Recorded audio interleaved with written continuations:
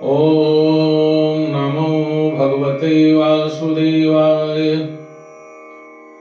श्रीकृष्णं शरणं मम। श्रीहरि शरणं मम। श्रीकृष्णं शरणं मम। श्रीहरि शरणं मम। हिरण्यकश्यपू यांना मारण्यासाठी भगवंतांनी नरसिंह अवतार घेतला आणि हिरण्याक्षाला मारण्यासाठी भगवान श्रीहरींनी वराह अवतार घेतला. रावण आणि कुंभकर्ण यांना मारण्यासाठी भगवंतांनी रामाचा अवतार घेतला. म्हणजे कामाला मारायला भगवंतांनी एकच अवतार घेतला, पण शिशुपालाला मारायला कृष्णाचा अवतार झाला. म्हणजे क्रोधाला मारायलाही एकच अवतार भगवंतांनी घेतला, पण लोभाला म्हणजेच हिरण्याक्ष व हिरण्यकश्यपू यांना मारण्यासाठी भगवंताला 2 अवतार घ्यावे लागले. ते म्हणजे वराह आणि नरसिंह अवतार. यावरून आपल्या असे लक्षात येईल की लोभाला जिंकणे कठीण आहे. सत्कार्यामध्ये, चांगल्या गोष्टीमध्ये विघ्न आणणे हे लोभाचे काम आहे.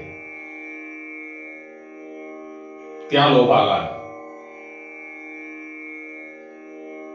संतोषाने मारा, मनामध्ये समाधान ठेवा, भगवंताचे नाम संकीर्तन करा. वराह अवतार हा संतोषाचा अवतार आहे. तुम्ही सुखी राहा.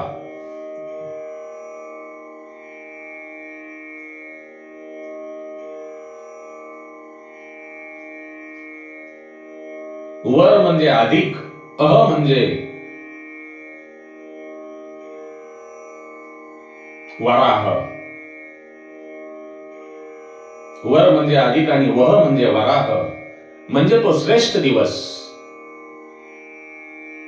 ज्या कार्याने भगवंत प्रसन्न होतात, ज्या दिवशी तुमच्या हातून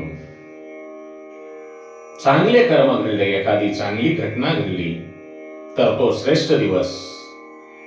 ज्या कार्याने भगवंत प्रसन्न होतात त्यालाच सत्कर्म म्हणावे आणि त्या सत्कर्माला यज्ञ म्हणतात.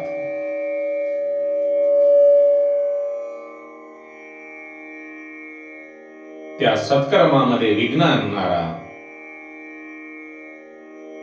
हिरण्याक्ष म्हणजे लोभ. समुद्रामध्ये बुडालेली पृथ्वी वराह भगवानांनी बाहेर काढली, पण ती स्वतः जवळ न ठेवता मनु महाराजांना ती भगवंतांनी सोपवली. मनु महाराज म्हणजे मनुष्य.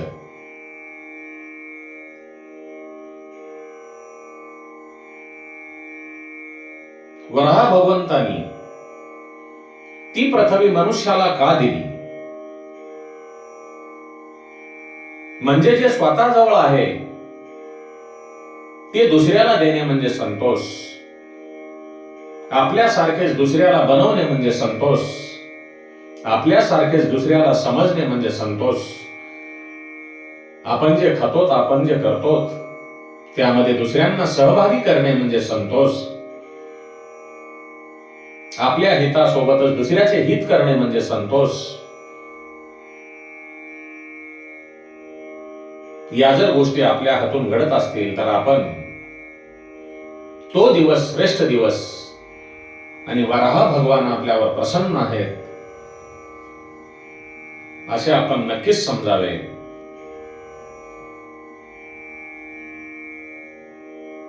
वराह अवतार हे यज्ञांचे दृष्टांत रूप आहे. मनुष्याने जर यज्ञ केला तर चित्तशुद्धी होते. लोभाचा नाश करून चित्तशुद्धी करण्याची गरज असते. आणि मनुष्याची चित्तशुद्धी झाल्याने ब्रह्मविद्येची प्राप्ती होते. मनुष्याने जर यज्ञपूर्वक जीवन जगले तर ज्ञान मिळते. म्हणून अज्ञान दूर करण्याचा, अज्ञान दूर करण्याचा यज्ञ करावा. यज्ञ अवताराशिवाय ज्ञानावतार होणार नाही आणि कपिल देव येणार नाहीत. मनुष्याने कधीही सत्य बोलावे. लोकांना कडू वाटेल, परंतु एक ना एक दिवस त्याची त्यांना प्रचिती येईल. म्हणून नेहमी सत्य बोलण्याचा प्रयत्न करावा. सत्य बोलणे हाच यज्ञ आहे. आपण जे कर्म करतो ते चित्तशुद्धीसाठी आहे, पण चांगले कर्म करा. भक्ती ही मनाची एकाग्रता होण्यासाठी असून जीवनामध्ये कर्म, ज्ञान आणि उपासना या तिन्हींची जरुरी आहे. कर्माने चित्तशुद्धी झाल्यानंतर ब्रह्मजिज्ञासा उत्पन्न होते. हळूहळू हिरण्याक्षाचा लोभ वाढत जाऊन तो पाताळात गेला आणि वरुणाबरोबर लढण्याची त्याने तयारी केली. वरुणाने त्याला सांगितले, तू वराह नारायणाशी युद्ध कर. हिरण्याक्ष वराह नारायणाजवळ आला. तो नारायणांना म्हणाला, तू डुकरासारखा आहेस. वराह नारायण हिरण्याक्षाला म्हणतात, तू कुत्र्याप्रमाणे आहेस. अशा तऱ्हेने त्यांच्यात बोलाचाली झाली. मग युद्ध सुरू झाले. सांगण्याचे तात्पर्य, आपण जे एकमेकाला अशुद्ध वाणीने बोलतो ते सर्व पापाचे मूळ म्हणजे आपली वाणी आहे. मनातला दोष वाणीद्वारे प्रगट होतो. मुष्टीप्रहार करून वराह नारायणांनी हिरण्याक्षाचा वध केला आणि पृथ्वीचे राज्य मनु महाराजांना दिले. म्हणून वाणीने कधीही चांगले बोला, चांगले वागा. आपली वाणी वाईट बोलून खराब करू नका. भगवंतांनी हिरण्याक्षाचा वध करून पृथ्वी ही मनुराजांना सोपविल्यानंतर पृथ्वीचे राज्य मनु महाराजांना देताना वराह नारायणांनी त्यांना आज्ञा केली, पृथ्वीचे पालन धर्माने कर. असे सांगून वराह नारायण बद्रीनारायण स्वरूपात लीन झाले.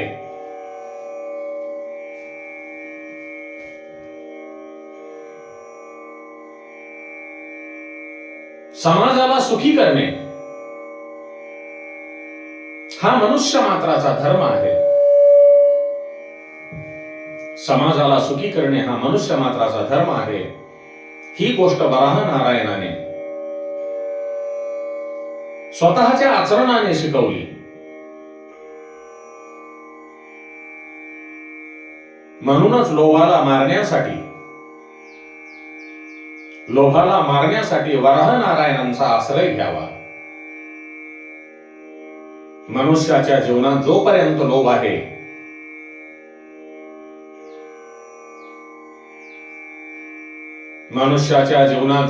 लोभ आहे तोपर्यंत पाप आहे, धर्म नाही.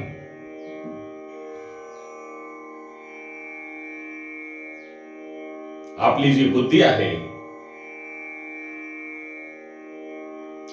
बुद्धी आहे, बुद्धीचा उपयोग पैसा कमविण्यासाठी करण्यापेक्षा ईश्वराच्या उपासनेसाठी करावा.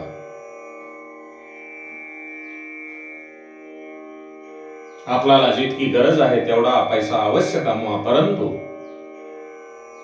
ज्या भगवंताने आपल्याला हा जन्म दिला आहे, अनमोल जन्म दिला आहे, त्या ईश्वराच्या उपासनेसाठी थोडा तरी वेळ द्या. नाहीतर बुद्धिवंताची अवस्था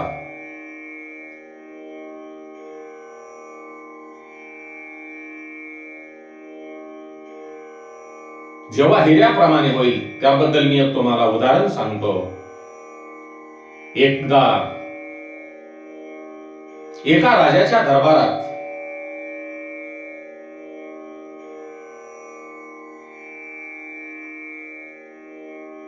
जेव्हा हिऱ्या आला, त्यांच्याजवळ एक हिरा होता. त्या हिऱ्याची किंमत करण्यासाठी अनेक परीक्षकांना, जे हिऱ्याची परख असणाऱ्यांना बोलावण्यात आले. प्रत्येकाला त्या हिऱ्याची किंमत निरनिराळी केली. प्रत्येक परीक्षकाने त्या हिऱ्याची किंमत वेगवेगळी केली. एक परीक्षकाने मात्र त्या हिऱ्याची किंमत 99 लाख केली. राजाने त्याला विचारले, 99 लाख म्हणजे 1 करोड होण्यास 1 लाख कमी, मग याची किंमत 1 करोड का नाही? तेव्हा त्या हिऱ्याची परीक्षा करणाऱ्याने सांगितले, राजा, तुम्ही 100 हिरे आणा आणि तो 100 हिरा, जो हिरा आहे त्या 100 हिऱ्याजवळ ठेवला.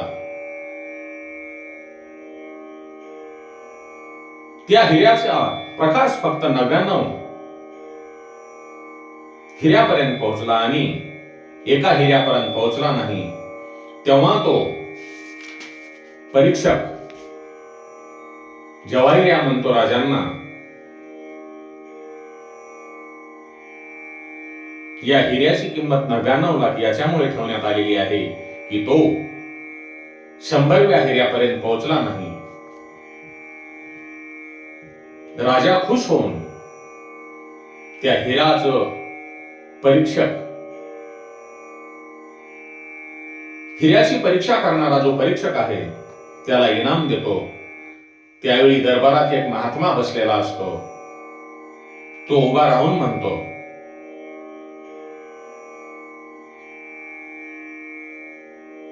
या हिऱ्याचा परीक्षा करणाऱ्याच्या डोक्यावर राग घाला, कारण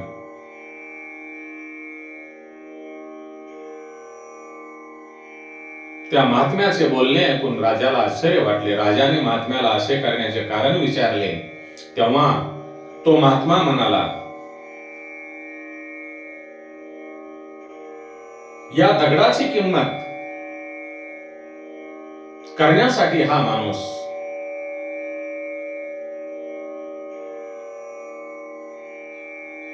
त्याच्या बुद्धीचा उपयोग करीत आहे. त्याऐवजी त्याने त्याच्या बुद्धीचा उपयोग ईश्वराला ओळखण्यासाठी केला असता तर त्याचा उद्धार झाला असता. तुम्ही भले त्यांना शहाणे समजा, परंतु मी मूर्ख समजतो.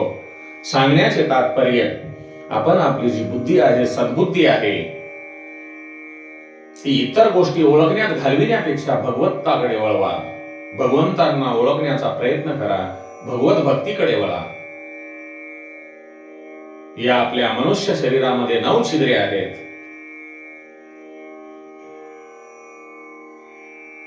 आपल्या मनुष्य शरीराला 9 छिद्रे आहेत. त्यातून ज्ञान बाहेर येते, इंद्रियातूनही ज्ञान बाहेर येते. म्हणून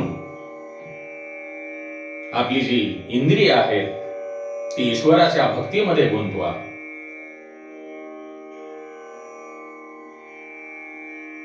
भागवत ग्रंथाच्या तृतीय स्कंदामध्ये 2 प्रकरणे आहेत. पूर्वमीमांसा, उत्तर मीमांसा.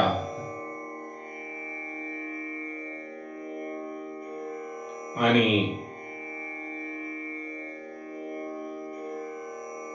वराह नारायणांची कथा.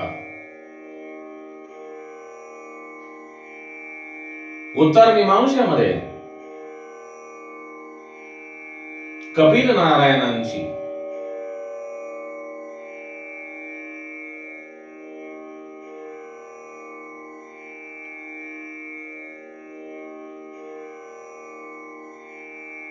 वर्णन असून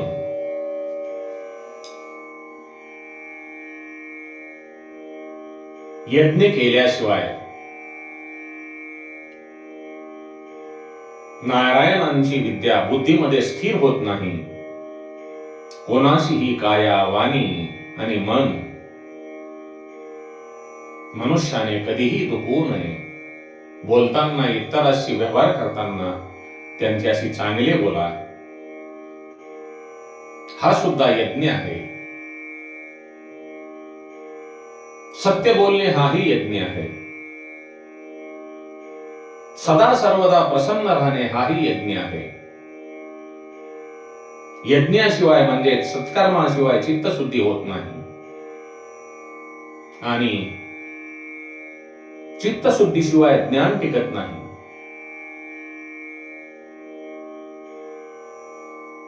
मानवी शरीर, मनुष्याचे शरीर हे एक गडा आहे.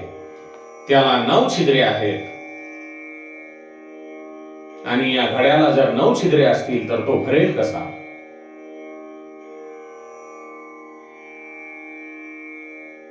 एका एका छिद्रातून विकार वासनेच्या रूपात ज्ञान वाहून जाते.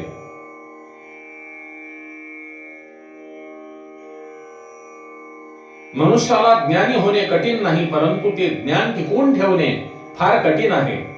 कारण का? त्याच्या शरीराला 9 छिद्र आहेत.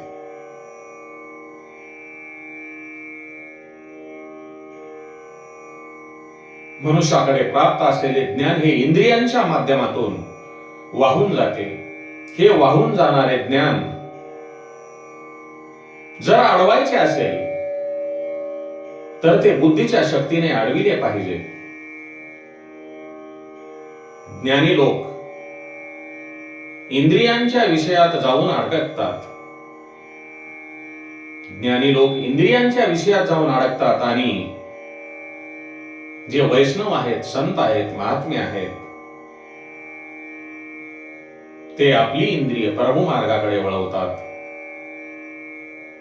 जे ज्ञान आहे ते पुस्तकामध्ये, ग्रंथामध्ये आहे, मस्तकात नाही.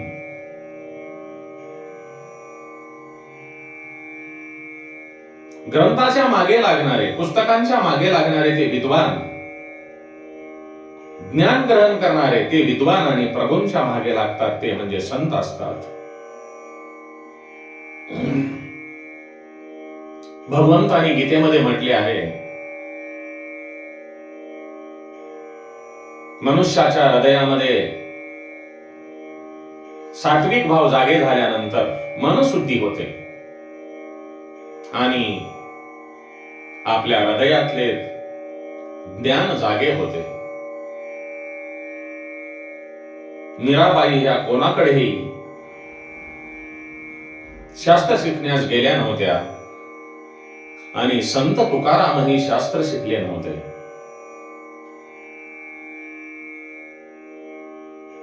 ज्ञानाचा शत्रू कोण? हिरण्याक्ष. ज्ञानाचा शत्रू हिरण्याक्ष होता. भागवतामध्ये अवताराचा क्रम सांगितला आहे. त्यात प्रथम हिरण्याक्षाचा वध होतो, मग कपिल भगवान येतात. बाबांनो, तुम्ही तुमच्या मनाला विचारा,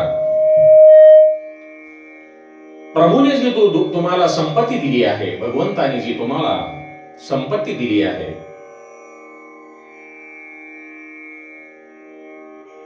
जे सुख दिले आहे,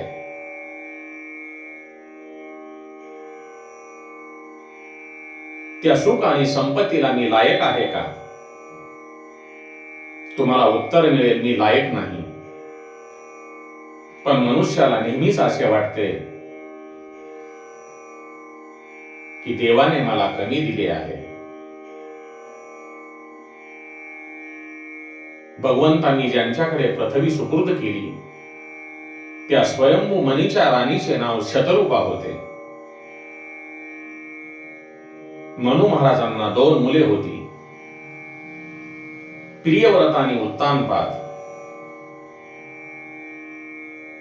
त्याला 3 कन्या होत्या. त्यांची नावे आकृती, देवहूती आणि प्रसूती अशी होती. आकृतीचे लग्न रुचीशी झाले, देवहूतीचे लग्न कदर्माशी झाले आणि प्रसूतीचे लग्न दक्षाशी झाले. देवहूतीचे लग्न कदर्म ऋषीशी झाल्यानंतर तेथे कपिल भगवान प्रकटले. ओम नमः शिवाय. श्रीराम जय राम जय जय राम. श्रीराम जय राम जय जय राम. ओम नमो भगवते वासुदेवाय नमः.